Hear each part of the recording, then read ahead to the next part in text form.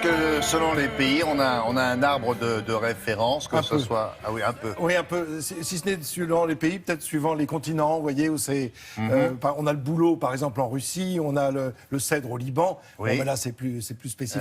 On a le sapin dans le nord de l'Europe, évidemment, le chêne dans la plupart... alors c'est quasiment, oui, par région, par continent. Oui, le palmier, qui est quand même, on va le voir dans un instant, qui a un rôle absolument incroyable en Afrique. Et en tout cas, Moyen-Orient aussi. Au Moyen-Orient, bien sûr. Il est présent à la fois dans le Sahara. Alors peut-être le baobab, oui, ou en tout cas en Extrême-Orient, pour parler du Japon, puisque ça fait partie de l'actualité en ce moment. Ben oui, tout à fait. Alors c'est vrai que les arbres, bon, tout ça évolue avec le temps, évidemment, parce qu'on les utilise de façon différente, au fil des siècles, je veux dire. Si on regarde, par exemple, la forêt qu'occupait la France au moment du départ des Romains, c'est-à-dire à l'époque gallo-romaine, il y avait 75% du territoire qui était couvert de forêt et de bois. Et au moment de la Révolution, il n'y a plus que 10% de la superficie de la France qui était... on a utilisé le bois. D'abord, on a beaucoup utilisé le bois pour construire, c'est-à-dire pour construire des maisons, des villes, pour construire des bateaux et toutes sortes de choses. Et pour se chauffer. Et pour se chauffer, bien sûr. Et en même temps, on va déboiser parce que comme la population augmente, eh bien, on va rendre tout cela en terre arable et non plus en forêt et en bois. Alors, ce que je vous propose, c'est de partir à la découverte un peu de certains de ces arbres que l'on va évoquer et dont on va parler parce qu'il y a évidemment des utilisations différentes suivant les pays et les États. Alors, on part tout de suite dans le nord de l'Amérique avec cette feuille typique, c'est l'érable. Alors des érables, il en existe beaucoup. Les feuilles d'érable qui vont nous donner le drapeau canadien, vous savez, avec cette feuille à 11 pointes. Et l'érable dont on va utiliser le bois pour le skateboard, figurez-vous, pendant très longtemps. Et évidemment, le fameux sirop d'érable que l'on place un petit peu partout sur les gaufres, sur les crêpes et dans les yaourts. Alors là, c'est une forêt de sapins. Ne confondons pas le sapin et l'épicéa. Ce sont des conifères, de toute façon, des conifères qui restent verts tout l'hiver, d'où le fait que ce soit pour les Celtes, depuis donc très longtemps, un arbre de naissance ou de renaissance. Le palmier, on en parlait tout à l'heure, on le trouve à la fois dans les oasis sahariennes et puis en Afrique du Nord ou en Extrême-Orient, vous le disiez, avec ou en Californie. Soit des noix de coco, soit des dattes, le mot date voulant dire en grec doigt, ça a donc la forme d'un doigt. Alors les palmiers, on s'en sert aussi pour bien d'autres choses, notamment pour le bois et les feuilles qui servent pour les toitures. Là, on voit des chaînes qui permettent la construction de tout. Là, c'est un kayak qui est en train d'être construit avec des petites lamelles de chêne. Et évidemment, quand on se souvient des chênaies qui étaient plantés par Colbert pour redonner des bateaux et de la marine à Louis XIV, on se dit qu'effectivement, ça sert beaucoup. Là, on reconnaît non pas aux feuilles, mais tout de suite au tronc, avec la blancheur du tronc, c'est le bouleau. Les bouleaux qui existent jusque dans les régions arctiques, qui peuvent vivre une centaine d'années pour certains d'entre eux.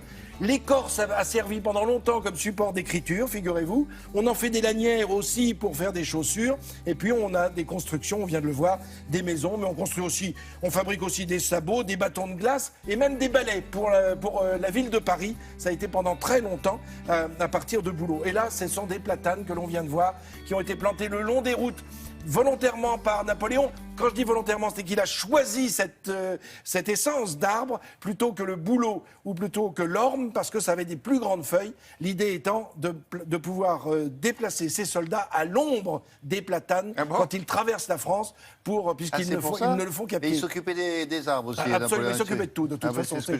On part de ce principe. Et on a vu le canal du Midi qui souffre terriblement, les platanes du canal du Midi qui souffrent à cause d'un champignon. Un champignon arrivé avec les boîtes de munitions américaines pendant la Seconde Guerre mondiale. Ces petits animaux, ce sont des champignons, pas des animaux. Ces petits champignons étaient placés à l'intérieur, étaient dans le bois de ces boîtes de cartouches et de munitions. Il a fallu plus de 70 ans pour que... Oui, ça s'est resté pendant au moins une quinzaine d'années déjà. Ça ne bouge pas jusqu'au moment où le champignon s'attaque, lorsque l'arbre commence à avoir une petite maladie ou une fissure, et il s'installe et il détruit l'arbre en quelques années. Merci Frédéric pour ce petit rappel. Place maintenant à l'actualité des sciences. Et ça vous concerne directement si vous avez pris votre douche ou pas encore. Quand vous prenez une douche, vous dépensez à peu près 30 à 80 litres d'eau. De l'eau plutôt chaude, donc c'est de l'eau, mais c'est aussi de l'énergie. Vous allez voir, ce sont des inventeurs français qui viennent de remporter un prix d'innovation avec un système de chauffage d'eau qui permet donc de beaucoup économiser. Comment ça se passe ? Regarde. Nous sommes ici en Provence et nous allons rencontrer deux Français qui sont partis en janvier à Las Vegas et ils ont gagné. Pas au casino, ils ont gagné un prix de l'innovation car ils ont inventé un système qui, au quotidien, va nous permettre de réduire de 50% nos besoins en énergie. Et ça, c'est bon pour la planète.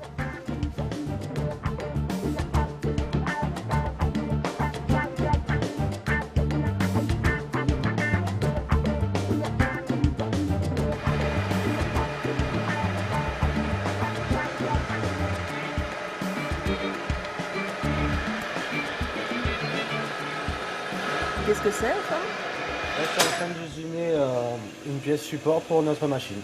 Vous faites tout vous-même, là. Vous avez tout créé ? Oui, on prototype la plupart des pièces dans nos ateliers.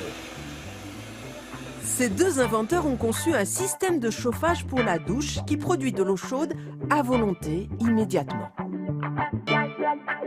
C'est donc un chauffe-eau instantané électrique qui ressemble à un convecteur au niveau de son installation.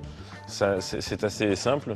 Il y a un petit écran ici en fait qui va vous permettre de sélectionner avec ses touches la température de consigne, qui va vous permettre aussi d'avoir l'information de la quantité d'eau et d'énergie qu'on a utilisée pendant la douche. L'eau froide en fait va rentrer ici.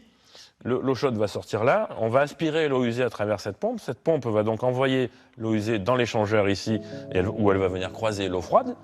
Et ensuite, l'eau froide réchauffée va être finalement chauffée par cette résistance électrique qui va lui permettre de rejoindre les 38 degrés de consigne. Et on va recracher donc l'eau usée refroidie à environ 16 degrés. Le cœur de l'appareil, c'est cet échangeur de chaleur qui est en fait une espèce de millefeuille de plaques d'inox. Et chaque plaque, une plaque sur deux, fait passer ou l'eau froide ou l'eau usée. Et donc les thermies se croisent sans que les zones jamais se touchent. Cette machine permet de diviser par 8 votre facture énergétique. Qu'est-ce que ça veut dire? En gros, le besoin d'eau chaude sanitaire dans une habitation, c'est 50% de la facture énergétique. Avec notre machine, on vient abattre ce chiffre et au final, on vient économiser 300 € à 400 € d'électricité par an. Alors, et c'est tout de suite bien. La chaleur de l'inox permet de démarrer le système de douche.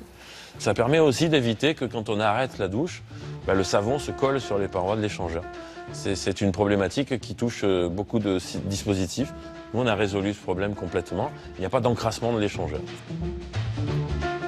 Le prix est de 1 200 € tout essai.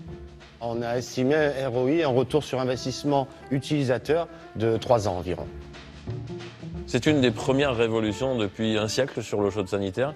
Cette machine permet de multiplier par 5 à 10 l'efficacité de l'eau chaude qu'on utilise dans nos maisons, qui est la moitié de nos dépenses énergétiques aujourd'hui. 500 appareils vont être disponibles très prochainement. Mais les premiers à en profiter seront les locataires de logements sociaux, car ce chauffe-eau a reçu des subventions de fonds publics.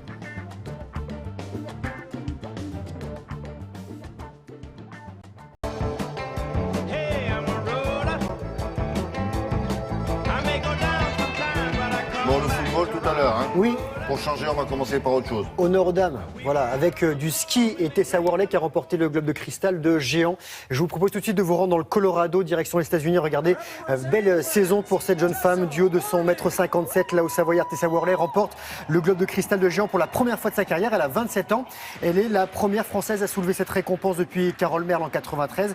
Et pour le dernier géant de la saison à Aspen dans le Colorado, la skieuse du Grand Bornand a terminé 5e. Sa rivale américaine Schifrin pouvait la priver de récompense. Elle a terminé 6e. Cette saison, Worley a remporté 3 victoires. Elle est montée sur 7 podiums d'affilée. Elle s'est offert un 2e titre mondial après celui de 2013. On la salue.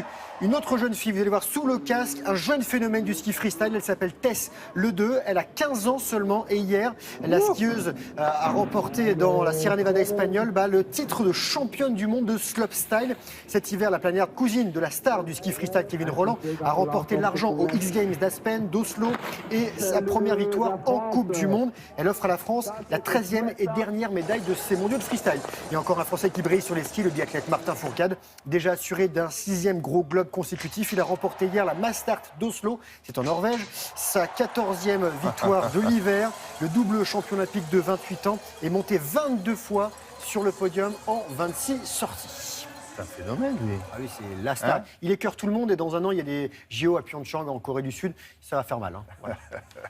Bon, qu'est-ce qu'on a d'autre? Du football. Voilà, Ah bah voilà. La 30e journée avec deux clubs qui étaient en Europe. Le Paris qui en est sorti, Lyon qui continue. C'est Paris qui a gagné pour cette 30e journée de Ligue 1. Regardez, sur la pelouse parisienne, Lacazette ouvre le score pour Lyon dès la 6e minute avec une tête. Égalisation du PSG peu après la demi-heure de jeu par Rabiot. Bien servi par Pastore. Avant la pause, Javier Pastore, encore lui, adresse un centre précis à Draxler qui double la mise. Donc Paris s'impose 2-1. Lyon est 4e du classement derrière Nice. Le PSG est 2e à 3 points de Monaco. Les Monégasques qui sont leaders, qui ont écrasé Caen 3-0. Le jeune Mbappé, 18 ans, convoqué en équipe de France, s'est offert un doublé. Ça lui fait 12 buts cette saison. Et l'autre but est de Fabinho. Les Normands, eux, sont 16e de ce classement. Dernier résultat de foot. Petite victoire de Saint-Etienne à Dijon, 1-0. But de Vertou dans le dernier quart d'heure. Les Stéphanois 7e. Les Dijonais 17e. Du rugby avec Grenoble en pleine tourmente, plombée par des accusations de viol contre plusieurs joueurs, l'éviction du manager. Grenoble s'est offert un peu d'air en égalisant dans les derniers instants face à Toulon. Essai de Vanderglas et une transformation après de Wisniewski pour conclure. Le score 23 partout. Et à l'issue de la 21e journée du top 14, les Grenoblois sont avant-derniers, Toulon 4e, derrière le trio de tête La Rochelle, Clermont, Montpellier. Et dans l'autre match, Toulouse a battu Lyon 42-26.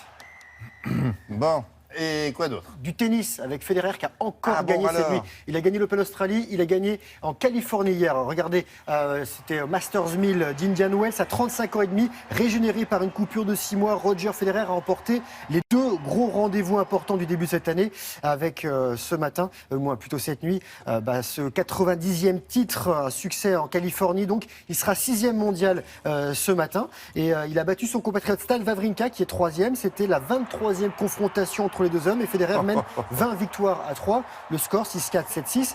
Et début dans 2 jours du tournoi de Miami avec Murray numéro 1 et Djokovic numéro 2 qui sont forfaits et Gaël Monfils qui devrait l'être lui aussi.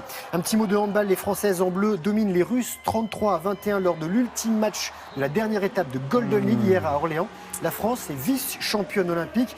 Elle se classe 2e derrière les Norvégiennes. Et pour finir, William, regardez de belles images en équitation. Pénélope Leprévost a bien failli être la première Française de l'histoire à s'imposer sur le Grand Prix Hermès sous la coupole du Grand Palais à Paris avec Vagabond de Pomme. Elle a réalisé un sans faute, mais c'était sans compter sur la rapidité de l'Australienne Edwina Tops-Alexander et California, son cheval. Petit modèle, voilà. tout petit modèle. Regardez, à seulement 8 centièmes devant. Et la compétition a été très disputée et très difficile avec 14 abandons dans la première manche. Regardez la disproportion entre la cavalière et son cheval. Hein. Bon, il a autre chose à nous montrer? Il a tout fini. dit ce matin. Eh bien, il mérite un bravo. Merci beaucoup. On continue avec l'actualité de l'emploi et Sophie Pignat. Aujourd'hui, journée nationale des jeunes, avec à cette occasion la possibilité pour eux d'aller voir dans une entreprise une vraie comment ça se passe et pour découvrir des métiers, leur mode de fonctionnement. Et avant-première donc avec ce centre de recherche d'un grand groupe alimentaire. Et les jeunes gens ont visité tout ça.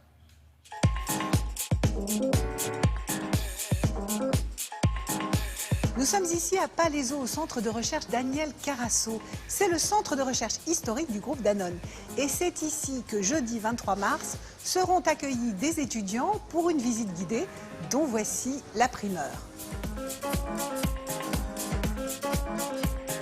Bonjour et bienvenue, vous êtes très nombreux, nous sommes ravis de vous accueillir aujourd'hui pour la visite du centre de recherche où chaque jour 500 collaborateurs travaillent. Daniel Carasso est le fils d'Isaac Carasso. Isaac Carasso, en 1919 en Espagne, crée le premier yaourt avec les ferments de l'Institut Pasteur. Et ce yaourt était vendu à l'époque en pharmacie. Daniel Carasso a un petit nom, son petit nom c'est Danone, ce qui va créer le nom du groupe. Daniel Carasso part en France à la rencontre d'Antoine Riboud. Et les deux, ensemble, décident de créer cette grande entreprise. Ici, nous sommes au sein du pilote produits laitiers frais et le pilote en fait est une usine à taille réduite dans laquelle nous testons les produits que nous proposerons demain à nos consommateurs. C'est la 6e édition de la Journée nationale des jeunes, une journée qui a vu le jour grâce à la détermination de Claudine Chélineau, sa fondatrice.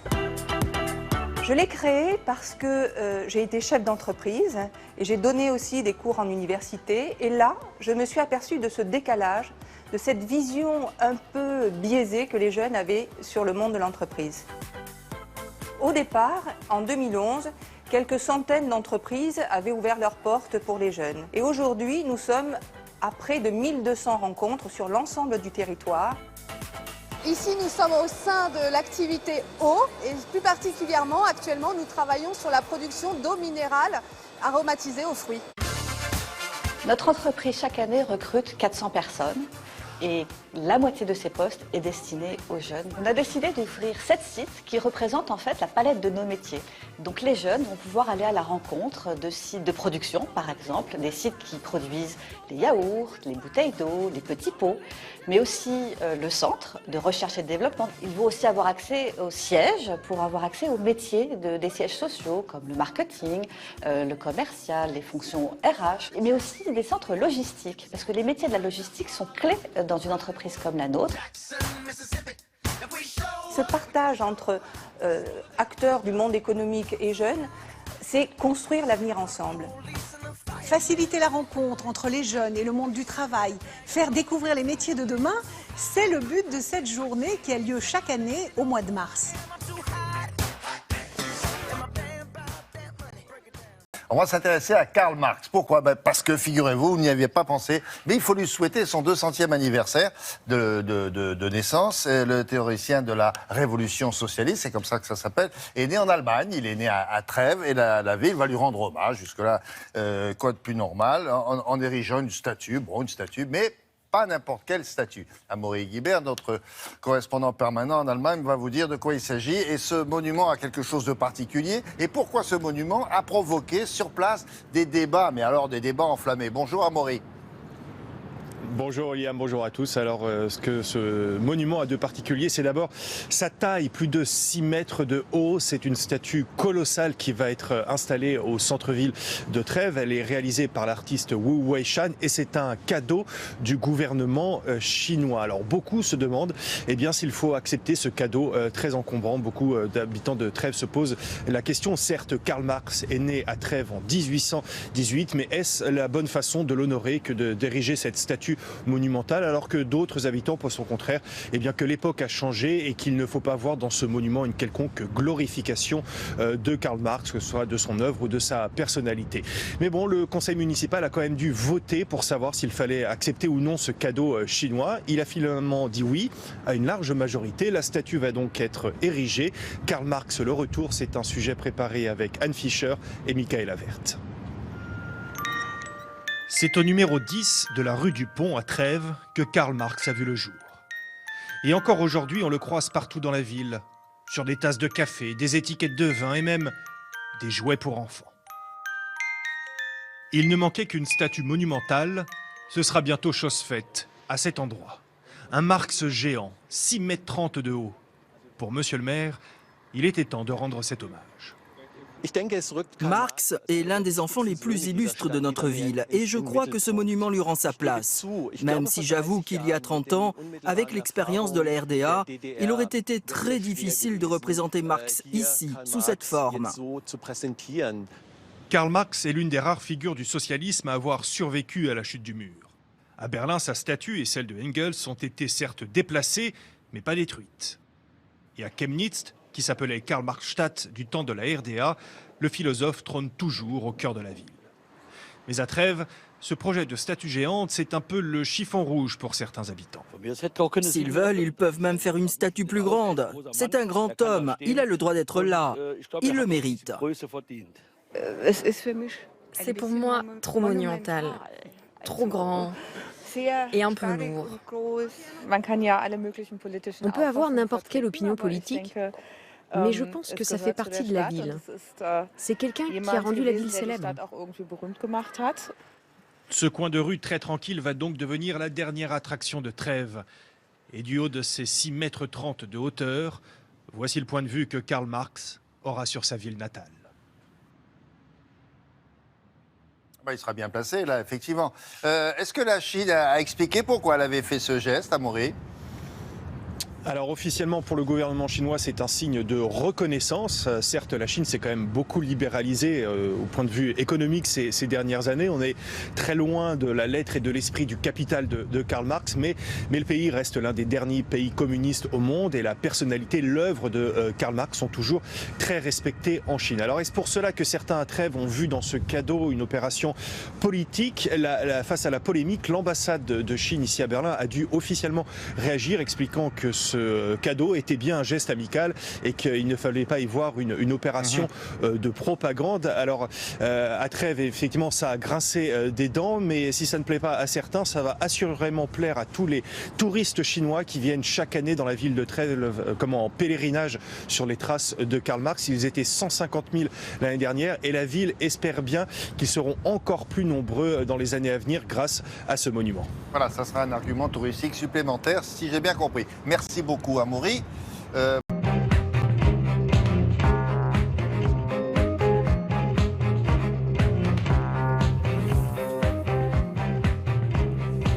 Patrice a passé la presse avec son petit scanner toute la nuit et il a remarqué quoi? Bonjour. Eh bien, bonjour William, bonjour à tous. Pour savoir ce qui fait la une ce matin et qui devrait donc nous occuper de manière crescendo tout au long de la journée et jusqu'aux heures les plus avancées de la nuit prochaine.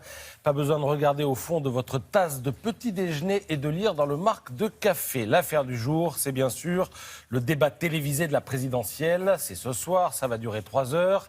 Et parce qu'on ne peut organiser ce genre de sauterie sans qu'il y ait polémique, il sera sans doute question en préambule sur nos ondes et nos antennes de l'absence de 6 des 11 candidats retenus pour concourir au premier tour de l'élection. Alors 6 sur 11 pour Jean-Marc Chevauché dans le Courrier Picard. Ça ne pose peut-être pas un problème au Conseil d'État, mais ça en pose un à l'égalité de traitement.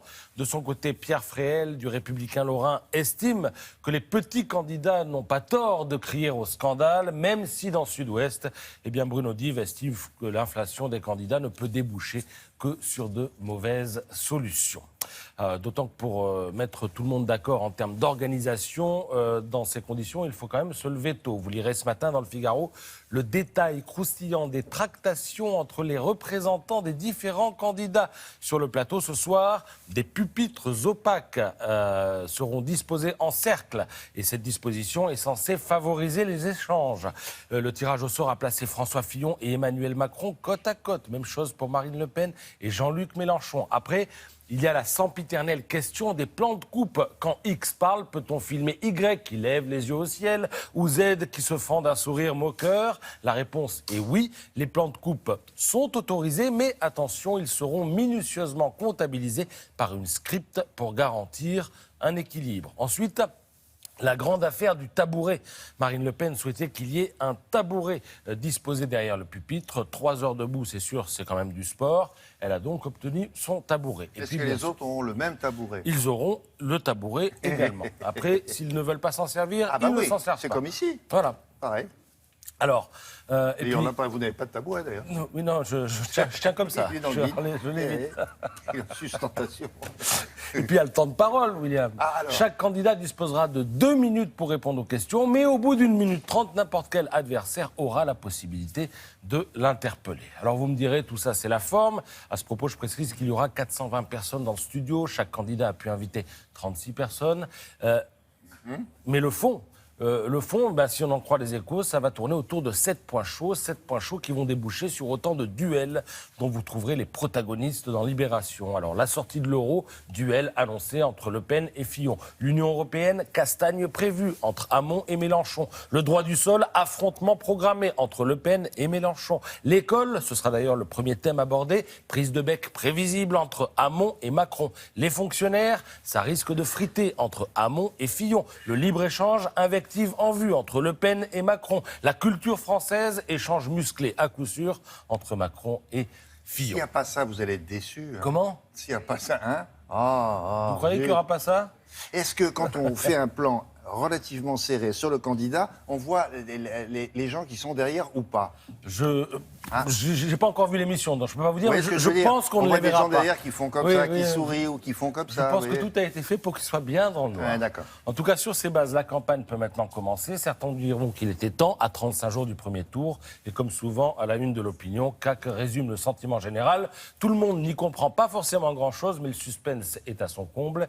Et l'une des inconnues les plus marquantes de cette élection, ce n'est pas le score de tel ou tel candidat, ce n'est pas la paire qui sera présente ou absente au second tour, mais la participation. Le sondage du jour nous donne 32% d'abstention au premier tour. 32, ce serait un record, autant qu'une pitoyable nouvelle pour notre démocratie. Ouais. Bon, merci beaucoup. Et ça, tout à l'heure, après les 4 vérités que voici, ce matin, Caroline Roux reçoit Cécile Duflot. Cécile Duflot qui revient après une défaite à la primaire écolo. Elle revient faire campagne pour les législatives et aux côtés de Benoît Hamon, son candidat en est persuadé. Tout commence aujourd'hui.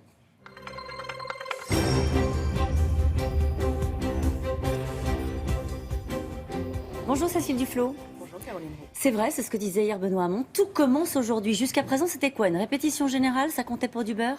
Non, mais je crois qu'il a raison, rien n'est joué. C'est-à-dire qu'on a eu, et on l'a vu, plein d'épisodes qui se sont passés. Maintenant, on connaît vraiment les candidats à l'élection présidentielle. Et une fois qu'on connaît ces candidats, on va devoir connaître leurs projets. Pas seulement ce qu'ils sont, pas seulement leur tactique de campagne, mais qu'est-ce qu'ils proposent pour la France. Où sera la France dans 5 ans si Benoît Hamon est élu président de la République? Et pour lui, c'est très clair. Ça veut dire qu'il peut renverser la table ce soir, c'est ça l'objectif? Il y a un débat très attendu. La première fois que ça se produit, un débat entre tous les candidats avant le premier tour. Qu'est-ce qu'il doit démontrer, Benoît Hamon, ce soir? Mais qui sait où il emmène la France. Et je pense que pour avoir bien écouté les autres candidats, pour l'avoir bien écouté, il a de vraies propositions. Des propositions très concrètes. Quand il dit par exemple qu'il défend le droit de vote des résidents étrangers, on dit oui, mais on l'a entendu. Combien de fois? Voilà. Mais lui, il dit référendum dans les semaines qui suivront mon élection comme président de la République et je m'engagerai dans la campagne. C'est-à-dire que quand il parle de transition énergétique, quand il parle de la sortie nucléaire, quand il parle de la fin des pesticides et des questions de santé, c'est pas une vision éthérée des questions écologiques. C'est une vision très concrète, je dis, des conséquences sur la santé et des solutions. Et qu'est-ce qu'il a fait depuis la primaire, Benoît Hamon? Parce que là, les sondages, alors je sais bien qu'il ne faut pas regarder les sondages jour après jour, mais malgré tout, il y a des dynamiques et des dynamiques, elles sont plutôt du côté d'Emmanuel Macron. Elles ne sont pas franchement du côté de Benoît Hamon. Est-ce qu'il y a eu du temps perdu après la primaire? Moi, je ne crois pas que le travail d'approfondissement d'un projet, de rassemblement, soit du temps perdu. C'est un moment assez inédit. Je dis souvent, quand on est le nez sur une tapisserie, on voit des fils bleus, des fils rouges. Et quand on s'éloigne un peu, on voit des formes. Et quand on est très loin, on voit ce qui se passe. Et je pense que ce qui est en train de se passer, ce que Benoît Hamon a dessiné hier après-midi, c'est la suite de l'histoire de la gauche, sa confluence avec l'écologie. Pour la première fois depuis 1969, il n'y a pas de candidat officiellement écologiste. Mais en même temps, il y a un candidat écologiste puisque c'est aussi Benoît Hamon. Il a cette double étiquette. Il est porteur d'une double histoire. Et réconcilier la justice sociale, l'écologie et la démocratie, en fait, c'est ça dont on a besoin. Moins que de projets factices ou de reproduire des recettes de l'ancien temps qui ne fonctionnent plus, c'est inventer l'avenir. Le problème, c'est qu'il y en avait deux candidats de gauche ce week-end. Deux candidats de gauche qui ont fait le plein. Jean-Luc Mélenchon, entre Bastille et République, et Benoît Hamon. Vous dites quoi? Quel gâchis? Qu'on voyait ces images, au fond, de deux rassemblements réussis, d'une certaine manière? Il y a deux choses. Il y a un peu de regret, évidemment, mais il y a aussi quand même quelque chose de très réconfortant. Vous savez, après ce quinquennat qui a été quand même douloureux et compliqué pour la gauche qui avait porté François Hollande au pouvoir en 2012, il y a quelque chose de très réconfortant, c'est que la gauche est vivante. La gauche et l'écologie sont très vivantes dans ce pays. C'est là que s'inventent les solutions. Donc c'est sur ce capital-là qu'il faut investir pour la suite, pour se dire qu'on peut gagner et on peut changer les choses. Qu'est-ce qu'il a démontré, Benoît Hamon, ce week-end à Bercy? Je crois que ce qu'il a démontré d'abord, c'est qu'il était soutenu par des gens qui étaient là à Bercy et ailleurs, qui sont, pour beaucoup, moi j'ai vu, qui étaient présents, des jeunes, pas forcément des gens encartés ou engagés, mais qui sentent qu'il se passe quelque chose. Ça, c'est le premier élément. Il y a une force, il y a une envie, il y a une attente pour quelqu'un qui parle différemment des hommes politiques traditionnels. La deuxième chose, c'est qu'il a montré qu'il était bon, tout simplement, qu'il avait du charisme, qu'il a fait un excellent discours et qu'il sait entrer en empathie. Donc, vous savez, quand on parle de grands orateurs, on a ça dans l'histoire, on a l'idée que c'est quelqu'un qui se place loin sur une estrade. Benoît Hamon, et depuis longtemps, il a fait le choix d'une parole différente, et ça marche. Alors, il y a eu quelques phrases très remarquées. En voici une. Ce parti de l'argent a plusieurs noms, plusieurs visages, il a même plusieurs partis. Il y en a un qui s'est senti un peu visé, c'est Emmanuel Macron, qui a répondu hier, d'ailleurs, sur le plateau de France 2 en disant que ce meeting faisait un peu Bourget réchauffé sur les puissances de l'argent. C'est quoi le problème entre Emmanuel Macron et l'argent? Mais vous savez, le vrai sujet du Bourget réchauffé, c'est qu'effectivement, ce qu'avait dit François Hollande, de très important, ce qui sans doute l'a fait gagner, c'est qu'il a dit que son véritable ennemi, c'était la finance, mais qu'il n'est pas allé au bout de ce projet-là. Et ça n'invalide pas la nécessité d'aller au bout de ce sujet.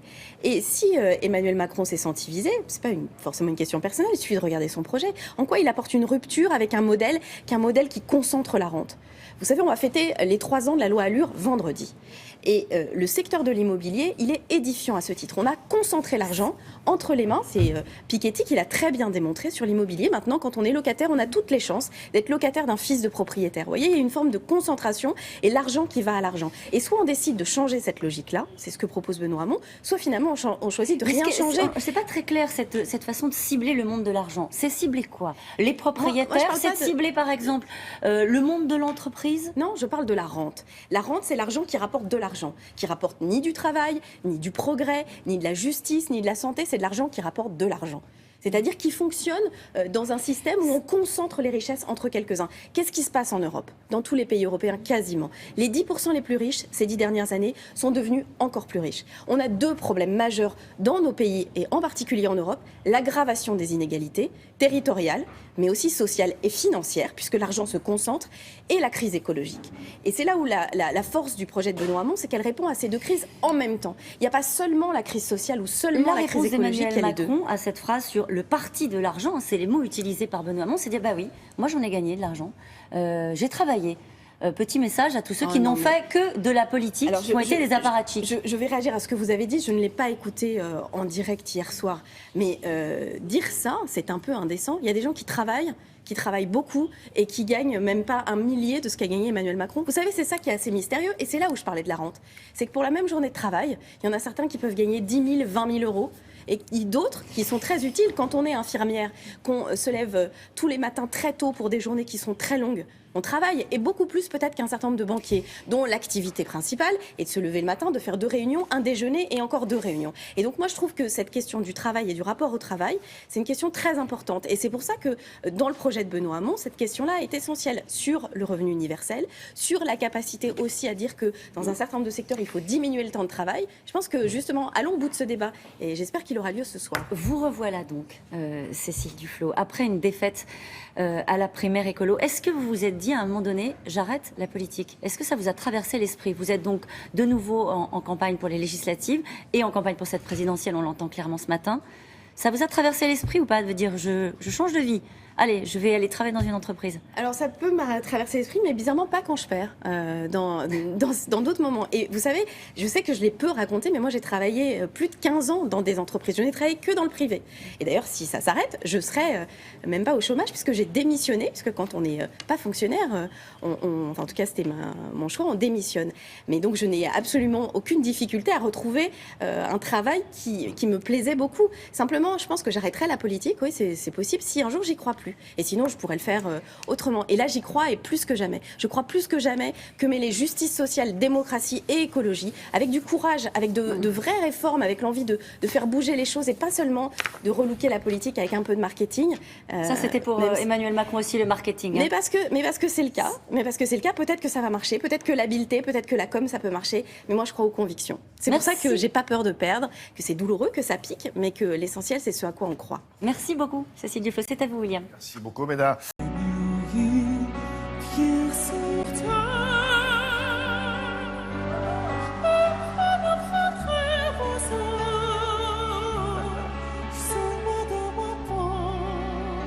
Vous ne connaissez pas cette voix que vous venez d'entendre? Ça s'appelle Dimanche, c'est son prénom. Un garçon qui en ce moment fait beaucoup parler de lui sur les réseaux sociaux dans le monde entier et en Chine en particulier où il s'est produit pour la première fois. Alors, il faut replacer ça dans son contexte. Qui est ce jeune homme et qu'est-ce qu'il fait en Chine? Alors, ce jeune homme, eh bien, c'est un Kazakhstan donc qui vient du un Kazakh qui vient donc du Kazakhstan et donc il a chanté donc dans une émission en fait musicale en Chine extrêmement connue qui s'intitule Le meilleur chanteur 2017 comme on en a beaucoup ici aussi en France. Hein. C'est un télécrochet, voilà. Une émission évidemment qui cartonne. Et donc lui est arrivé. Pourquoi les Chinois, c'est un étranger, alors les Chinois ont envie de faire de buzz sur des émissions, c'est des télécrochets qui n'existent pas depuis très longtemps, ça fait seulement 5-6 ans que ça existe en Chine. Et donc ils font venir des étrangers pour justement faire parler d'eux encore mieux. Dans son pays, il a entendu parler de ça, si je m'inscris. Lui, il est déjà très connu dans son pays. Ouais. Hein, il a chanté la même chanson et il a gagné des concours. Bon voilà, et donc il a entendu parler de ce concours-là en Chine, il s'est dit, bah, je vais le faire. Chanson française? Chanson française, Daniel Balavoine, s'il vous plaît. Alors, on ne reconnaît pas très bien les paroles, mais peu importe. C'est pas grave. Et il a gagné le concours ou pas?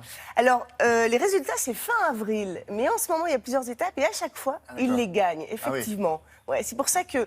Mais bon, voilà, et le garçon est plutôt mignon. Il a plutôt l'apparence d'un Chinois, c'est vrai. Ouais. Et il ne parle pas un mot de mandarin, à part juste merci quand il termine sa chanson, il termine en disant mais merci. Peu importe, c'est un candidat comme un autre. C'est pas très grave. Bon, Ce qui n'empêche pas donc d'être une énorme star en Chine, pas seulement donc à la télévision, aussi sur les réseaux sociaux, parce que la Chine, c'est le pays qui est le plus connecté. C'est-à-dire que tous les Chinois se connectent sur leur téléphone et commentent en direct les émissions. C'est le plus connecté au monde, en fait, la Chine.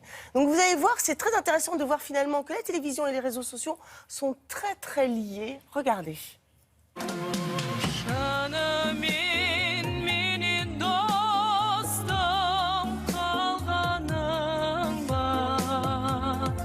Le télécrochet existait au niveau local et régional, mais ce n'était pas devenu quelque chose de très populaire. On avait le karaoké. Donc on a maintenant une télévision chinoise qui est beaucoup plus ouverte à la société, et donc elle intègre finalement ces télécrochets. Alors, Guichou 2017, c'est finalement quel est le meilleur chanteur chinois, ou pas chinois d'ailleurs, pour l'année 2017. Et donc là, c'est un grand télécrochet, très à la mode et donc très suivi pour savoir qui va être le meilleur chanteur 2017. Alors, ça peut être un chinois, mais ça peut être également un étranger ou une minorité comme ces jeunes kazakhs.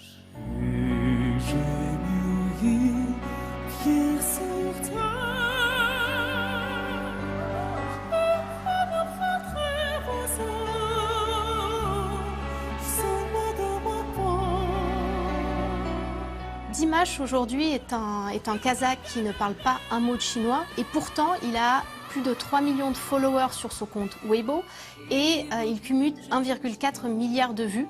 Alors Weibo, c'est la plateforme où trouver ce qui fait le buzz en Chine. On appelle ça en France le Twitter chinois. Et ce qu'on constate, c'est que l'émission sur Weibo a généré 25 milliards de vues. Les Chinois, ils adorent faire la fête. Ils mangent de bonne heure, le soir on va s'amuser, on fait du karaoké, en tout cas on s'amuse. Donc on a là effectivement une société chinoise réelle, celle qui s'affiche dans la rue, celle qui s'affiche à la télévision. C'est ça aujourd'hui le télécrochet chinois. Les gens peuvent se projeter dans le chanteur parce que c'est la vie chinoise, c'est eux.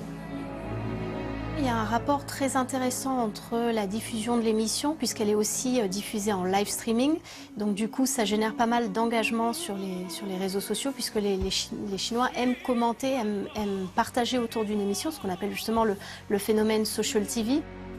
Puisqu'aujourd'hui, on ne s'intéresse plus seulement aux vues, mais vraiment à l'engagement des communautés.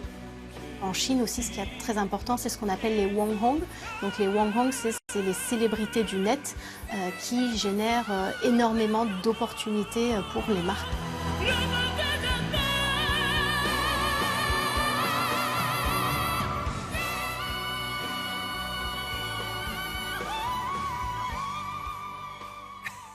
Tout à fait étonnant, ça va. Alors, si vous n'avez rien compris à la chanson, c'est normal. Il chante en français, mais on ne comprend pas ce qu'il dit, peu importe. En tout cas, ça a beaucoup plu là-bas. Alors, c'est bien comme ceux qui portent le nombre de clics ou de vues comme des médailles, vous savez. Lui, c'est 25 milliards quand même.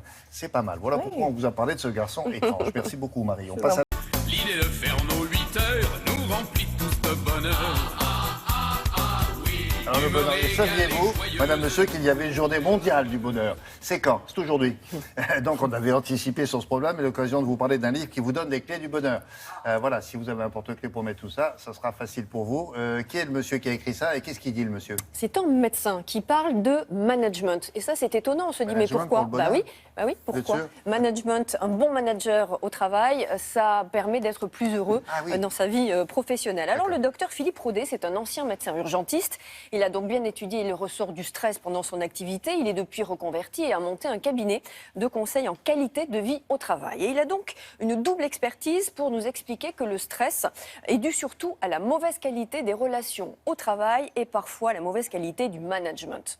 Il faut savoir environ qu'en France, 17% des Français se disent proches du burn-out, c'est quand même pas rien. On apprend notamment dans son ouvrage que le stress, très intéressant, est lié à la motivation, que nous sécrétons des hormones de bien-être quand nous sommes heureux au travail. Et il a établi les leviers de ce bonheur. Alors, premier levier, la valorisation par les encouragements de la hiérarchie. Deuxième levier, le sens de notre travail. Et troisième levier, l'estime de soi, être fier de ce que l'on fait. Question à l'auteur, c'est quoi un manager bienveillant?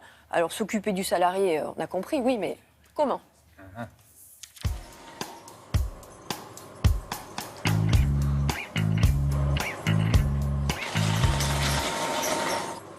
Le manager bienveillant, c'est quelqu'un qui va bien se comporter avec ses collaborateurs, qui va être capable de faire émerger chez ses collaborateurs des émotions positives. Par exemple, en donnant du sens, en fixant des objectifs au bon niveau, des objectifs ambitieux et réalistes, en étant en mesure de laisser un juste niveau d'autonomie, en encourageant, en exprimant de la gratitude, mais aussi en effondrant des émotions négatives, c'est-à-dire en étant capable de reconnaître parfois ses maladresses, il peut nous arriver d'être trop ferme, ou en étant en mesure de faire l'effort d'être perçu comme juste. Perçu comme juste, pourquoi pas être juste? C'est une sensation de perception. On sait que si l'on fait un reproche à une personne et un compliment, on ne sera pas perçu comme juste. Pour être perçu comme juste, à l'échelle d'un couple, il faut faire 5 compliments pour un reproche, et dans le domaine du travail, 3 compliments pour un reproche. Dans 75% des cas, quand on va augmenter le niveau de stress, on va diminuer la performance. On se rend compte que la perception, le sentiment de justice est quelque chose de très fragile et il faut être donc extrêmement vigilant. Qui parmi vous stresse trop ses collaborateurs? Quand on voit des collaborateurs, qu'est-ce qu'ils me disent? Vous savez, quand on se trompe, on se fait engueuler. Quand on fait quelque chose de bien, jamais on ne nous le dit. Et c'est cela qu'il faut éviter. Comment un manager bienveillant licencie quelqu'un? Bien, j'ai vu dans des entreprises où l'on intervient, des personnes qui ont été licenciées, eh bien on s'est parfaitement bien comporté avec, on les a aidés à rebondir, on les a accompagnés à la fin de leur activité pour que tout se passe au mieux et dans certains cas, on les a même aidés à retrouver du travail. C'est ça, je crois, la bienveillance. Sweet. Budget meeting. Budget. Budget meeting. Pour remotiver des personnes qui sont démotivées, il va falloir aller repérer des petits succès. Si on demande à quelqu'un qui est dans une phase difficile de tout de suite faire des exploits, on n'a aucune chance de réussir à le remotiver. Si en revanche, on a repéré un petit succès et que de jour en jour, on insiste sur ces petits succès, on va avoir une véritable contagion des petits succès qui s'opèrent. Et ça, je ne peux que vous inviter à l'utiliser aussi bien dans le domaine du travail qu'auprès de vos enfants. Non, ça fait sens. J'ai pris des notes. Voilà, il parle de sens, Philippe Rodet, beaucoup dans le travail. 5 compliments pour un reproche. Alors, 3 compliments pour un reproche dans le travail et c'est 5 compliments pour un reproche dans le couple. Ça marche aussi dans les relations conjugales et c'est pas mal. C'est par jour ce que vous dites là? C'est par jour. Ah, par jour. Ça fait 8 entre le boulot et la maison. Non, c'est pas ça. C'est à partir du moment où vous faites un reproche, vous devez faire 3 compliments. Eh bien, ça se travaille de faire un compliment. Philippe Rodet parle beaucoup de sens, à quoi nous servons, à quoi nous sommes utiles dans notre travail. Le sens, c'est essentiel au bien-être. Et jadis, on sait, les anciennes générations, il fallait gagner de l'argent. En fait, dans le travail, on ne se posait pas trop de questions de savoir à quoi ça servait. La priorité, c'était de gagner de l'argent. Aujourd'hui, l'un des moteurs, et la preuve, c'est que l'un des moteurs de la génération Y, vous savez, c'est les salariés qui sont nés entre 1980 et 2000. Ils ont en peu près entre 20 et 30 ans, eh bien, l'objectif de cette génération, c'est de trouver du sens au travail avant de gagner de l'argent. Et on le voit dans le choix de carrière et dans le choix de poste, justement, qu'ils font. Voilà, le manager bienveillant, Philippe Rodet, c'est passionnant. Ça va, vous? Vous avez eu assez. Moi, j'ai pas eu mon bon point aujourd'hui. Ah, mais ça, c'est une excellente chronique, très claire, très simple. Ah non, exhaustive, non, vraiment. Concise. Quel talent. Non, mais ça n'en suffit pas. Parce que ça, il faut le dire, mais il faut le dire 5 fois dans la journée. Oui, c'est comme... Si elle n'est pas là, il faut l'appeler. Mais c'est comme un mari. mari. En fait, je voudrais te dire que ta chronique de ce matin était comme ça. C'est comme son mari qui fait le compliment à sa femme. Aussi. C'est pareil. Ou les bouquets de fleurs, on s'en lasse pas. Oui, bien sûr, bien sûr. Toute la semaine, ça. Toute la semaine. Bon, allez, bonne chance. When my baby smiles at me, I go to Rio de de Janeiro, Mile Mio. I go wild and then I have to do the samba and la bamba. Now I'm not the kind of person with a passionate persuasion for Cette musique dancing. est-elle appropriée? Cette musique est appropriée parce qu'avec Charlotte Boutou, nous avons parlé de l'actualité du cinéma. Ça se passe au Brésil. C'est pour ça que cette chanson est donc en situation. Le metteur en scène s'appelle Patrick Mills. C'est un comédien que vous avez déjà aperçu au cinéma. C'est un monsieur qui a déjà tourné des films. Oui, et c'est là, son il se lance deuxième dans film. une opération difficile et talentueuse. La C'est comédie. 4 jeunes filles. Comédie de C'est filles. déjanté votre truc. Hein. Oui, déjanté, loufoque. Patrick Mills, changement de registre, parce que je resitue juste son premier film, c'était il y a 5 ans, ça s'appelait Mauvaise fille. C'était l'adaptation du roman de Justine Lévy. Et ça nous avait permis de découvrir la jeune chanteuse Isia Higelin qui avait reçu le César du meilleur espoir. Mérité. Mérité. Largement mérité. Changement de registre, comédie, loufoque, déjanté. On est dans la veine de... Je pèse mes mots, hein. Very Bad Trip. Vous vous souvenez, Bradley Cooper, l'enterrement de vie de garçon, Enterrement de garçon à Las qui Vegas, avec partait des événements un peu bizarres, mais qui faisaient vrai. Et qui faisait vrai. Attention, il faut que ça fasse vrai. Mais cette là, affaire. ça fait vrai. Sinon, Le c'est- film nous fait suivre les aventures de 3 filles, 3 copines parisiennes qui décident de s'offrir des petites vacances au Brésil pour assister au mariage de leur meilleure amie qui épouse un Brésilien. Jusqu'ici, youpi. Elles arrivent. Il y a une fête le soir, tiens, un enterrement de vie de garçon, elle tape l'incruste, et puis bon, dans le Pardon feu de l'action, Elle- oui, elle s'incruste. participe alors à la qu'elle- soirée. Elle participe à la Elle soirée. tape l'incruste, c'est ça que vous devriez dire, elle tape l'incruste. Là, il y a un garçon un peu trop insistant, comme c'est souvent le cas dans certaines soirées, et l'une Pourquoi d'elles... tu dis ça en me regardant? Mais c'est sans déconner. Oui, comme c'est le cadre, ça va, je me sens pas. Et Je vais pas au l'une Brésil, d'elles, moi. accidentellement, tue ce garçon. Ok, Oh. elle le pousse par le balcon, bref, il est mort. Donc déjà, ça commence très mal. Mais là où ça se corse, et c'est là que c'est drôle, c'est qu'en fait, ce garçon, eh ben, il fêtait son enterrement de vie de garçon. C'est lui le futur marié de la meilleure copine. Voilà. Et bien la copine est donc veuve avant d'avoir été mariée. Exactement, alors elle est enceinte en plus, c'est Ah bon. bon Et le padré, le père du garçon, oui, je dis le padré, parce que ça se passe au Brésil. Oui, non, parce que... C'est un mafieux très puissant qui va tout mettre en œuvre pour retrouver les assassins de son fils. Voilà Donc les c'est quatre, très là. drôle, c'est très drôle, On en c'est connaît des comédies. quelques-unes, Alors, les actrices, il faut en parler. La bonne idée qu'a eu Patrick Mills, c'est de prendre des filles qu'on ne connaît pas bien. Parce que comme ça, c'est le feel-good movie avec, vous savez, ce qu'on appelle les girls next door. Je vais vous expliquer les voisines d'à côté. Ça pourrait être n'importe qui. On aurait pris une grande star, on aurait peut-être eu plus de mal à y croire. s'identifier et à y croire. Non, on les voit pas, les actrices. Bon, c'est pas grave, on les a vues. D'accord. Qu'est-ce Les qu'on a voilà, Les hop, voilà. hop. Voilà, alors il y en a certaines que vous connaissez. Oui, alors si, il y a la jolie brune au milieu, ça Oui. c'est celle qu'on connaît le plus, c'est Vanessa Guide. C'était la fiancée de Kev Adams dans Aladdin. Il y a aussi Oui. Alison Wheeler, qui est l'humoriste, et une humoriste qu'on connaît bien, qu'on a Elle déjà est vu où, au cinéma. le t-shirt, le Ben là, petit- j'avoue, le mini j'avais t-shirt pas bleu. vu. Je pense que c'est celle qui est un petit peu blonde sur les côtés avec les lunettes, mais je suis pas sûre. Franchement, sur la photo, on voit pas bien. Qu'est-ce qu'on a fait? On a rencontré Patrick Mills, qui arrivait des États-Unis. Mais oui, parfois, des films français sont sélectionnés dans des festivals aux États-Unis. C'était le cas de cette comédie que je vous engage à aller voir parce que je me suis bien amusée. Nous avons rencontré Patrick Mills. La rose, c'est pas qu'elle ira. Là, on voit rien, là. Je sais pas, c'était pas... Patrick. Alors, un futur bébé, héritier de l'héritier défenestré, un mariage forcé avec un mort, vous-même séquestré, et tout ce beau monde qui s'appelle presque unanimement Augusto, là j'avoue que je suis un peu dépassé. Hein. On va recommencer. Pas trop jet-lagué, on arrive des États-Unis, from the States. Totalement jet-lagué. J'ai fait un Austin-Nantes, où j'ai fait une avant-première à Nantes, et j'ai présenté le film à Austin samedi soir. Donc c'était... Comment le film a-t-il été accueilli Vendredi, là-bas Dès la première scène, ça a commencé à se marrer, et ça s'est pas arrêté. Tia va se marier au Brésil. Elle se marie au Brésil, cette connasse. Ça fait un an qu'elle nous calcule pas, il faudrait qu'on rappuie comme des chiennes. Bah, franchement, moi, je veux bien être une chienne au Brésil. Ouais, moi aussi. Alors, le Brésil, vous avez une fascination pour ce pays. Moi, j'ai une fascination pour ce pays depuis tout petit. Le Brésil, j'ai commencé à l'écouter par la musique, par Vinicius de Moraes, Caetano Veloso, Chico Buarque, et j'ai adoré cette langue, cet accent, après ce peuple. J'ai fait un personnage imaginaire qui était Chico, qui était un bon clown que j'avais trouvé, mais j'avais jamais mis les pieds au Brésil avant. Donc c'était vraiment un personnage imaginaire. Et après, j'y étais, et là, j'ai eu un choc. Et... Vous dites c'est un pays dingue. À chaque coin de rue, il peut se passer le merveilleux comme le plus horrible, la violence comme tout d'un coup un coup de foudre. C'est un pays qui permet la dinguerie, qui permet l'improbable. Cap Sofia, c'est elle. Oui. En fait, Tigno, c'est Augusto Junior, c'est le mort. Exactement. Nous, on est là par amitié. Bah oui, c'est le mort. Son mariage. Voilà, et son beau-père qui lui confie son passeport. Elle a menacé son beau-père, l'a menacé.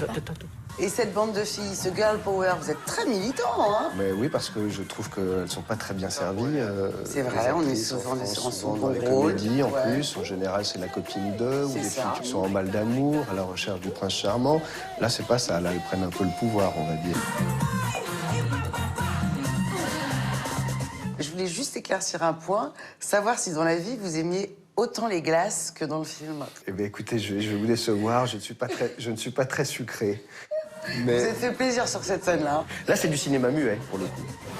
Mon beau-père veut me voler mon bébé. J'ai plus de papier. Si mon propre pays me tourne le dos, j'ai plus qu'à me tirer une balle. Parlez-nous du tournage, parce que les techniciens étaient brésiliens ou pas? Alors, les techniciens étaient à majorité brésiliens. Alors, je suis parti avec une toute petite équipe. Comment ils travaillent? Il y a une grosse différence avec nous? Chaque poste a un chef. Ah oui, d'accord. Et il y a un sous-chef à chaque poste. Et sur chaque poste, ils sont genre 25. Donc... Ça doit être très compliqué quand on veut... C'était pas du tout nouvelle vague comme tournage. Ah oui, c'était... Très à l'américaine. Mais à la brésilienne. Tropical, tranquille, relâchable. Donc les gars, on a dit, bon, on va faire l'arrêt déjeuner, mais on finit le plan. Oui. Et là, les gars, ils disent, non, vamos comer. Vous pouvez arrêter avec ce masque de méchanceté à cause duquel j'ai quitté la France, merci. Merci beaucoup, Patrick, et bravo. On croise les doigts. Merci. Et il joue quoi dans son film là? Il est à l'ambassade de France, voilà, il va aider ces Françaises au Brésil. Bon, Voilà, merci. Réussi, ça sort ce mercredi. Merci beaucoup.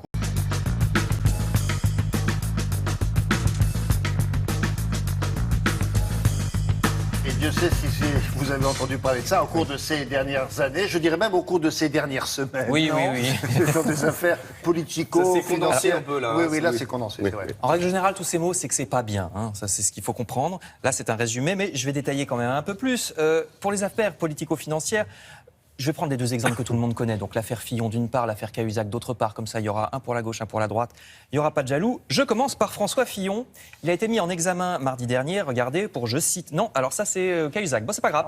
Alors Cahuzac, fraude fiscale et blanchiment. Alors fraude fiscale, tout le monde voit, c'est quand vous vous débrouillez de manière illégale pour ne pas payer les impôts que vous devriez. Si par exemple, vous vous faites payer en liquide pour un travail et que vous ne déclarez pas cet argent au fisc, vous ne payez pas les impôts que vous devriez payer. Donc c'est de la fraude fiscale, comme pour Jérôme Cahuzac. Et ensuite le blanchiment, parce qu'il a été mis en examen pour blanchiment.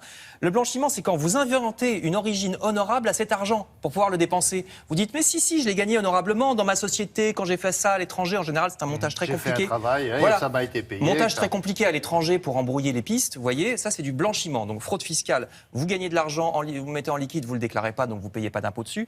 Et blanchiment, vous inventez une origine légale à cet argent. Alors j'espère que maintenant on va voir François Fillon, sinon je vais être très embêté. François Fillon, lui, mardi dernier, il a été mis en examen pour, je cite, détournement de fonds publics. Non, on ne va pas le voir. Non, mais ça fait rien, on connaît, on connaît son visage et son nom, donc ça va, c'est bien. Détournement de fonds publics, complicité et recel de détournement de fonds publics et complicité et recel d'abus de biens sociaux. Alors qu'est-ce que ça veut dire tout ça? Détournement de fonds publics, c'est quand vous êtes un agent du service public, alors au sens large, François Fillon est député, donc détournement de fonds publics, ça veut dire qu'on vérifie si l'argent que vous avez reçu au titre de votre mission publique, comme l'indemnité pour payer vos collaborateurs, est-ce que cet argent, vous l'avez utilisé selon les règles? Si ce n'est pas le cas, il y a détournement de fonds publics, puisque c'est de l'argent public qui ne vous appartient pas à vous. Si ça vous a aidé à payer vos collaborateurs, par exemple. De manière illégale. Complicité et recel, complicité, c'est quand vous avez aidé quelqu'un à faire ça. Et recel, c'est quand c'est vous qui en bénéficiez à la fin, quand c'est vous qui bénéficiez de l'argent. C'est ça le recel. Pour l'abus de biens sociaux, c'est la même chose, mais dans le privé. Quand vous utilisez une société privée pour, par exemple, donner un emploi fictif à quelqu'un, c'est illégal aussi, ça s'appelle abus de biens sociaux. Société privée, vous voyez ? Donc on a eu François Fillon, on a eu, je ne sais plus du tout, j'en suis, c'est pas arrivé dans l'ordre, c'est pas grave. Je vais passer par les bases. Dans ce genre d'affaires politico-financières, on entend aussi trafic d'influence. Alors ça, trafic d'influence, c'est quand vous êtes un agent du service public et que vous utilisez vos fonctions pour favoriser quelqu'un en échange d'un dessous de table. C'est ce qu'on appelle vulgairement de la corruption. Les juges disent trafic d'influence, puisque vous trafiquez votre influence. Vous êtes un agent du service public, donne-moi de l'argent, je te donnerai un truc que normalement tu n'aurais pas dû avoir. Corruption, on dit trafic d'influence. Et je n'oublie pas la base, la mise en examen. Qu'est-ce que c'est que la mise en examen? On va voir la troisième bobine.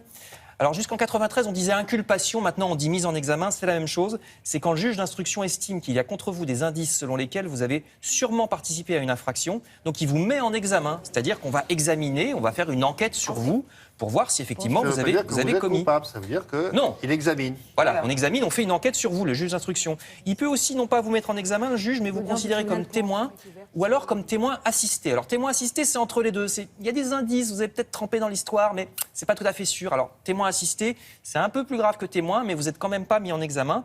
Et puis après, à la fin de l'enquête, vous voyez, il y a le procès, le verdict. Si vous n'êtes pas content du verdict, vous pouvez faire appel et il y aura un deuxième procès. Mais attention, après ce deuxième procès, c'est fini. Il y a un seul appel. Quand vous entendez parfois qu'on a fait appel à la Cour de cassation ou à la Cour européenne des droits de l'homme, ça c'est encore après. Ils vont juste vérifier si vous avez été jugé dans les règles. Mais on ne va pas rejuger, c'est juste pour voir si les règles de droit ont été respectées. Mais il y a un procès, un appel. Après l'appel, c'est fini. Bon. Voilà. C'était pas dans l'ordre, mais on a tout compris.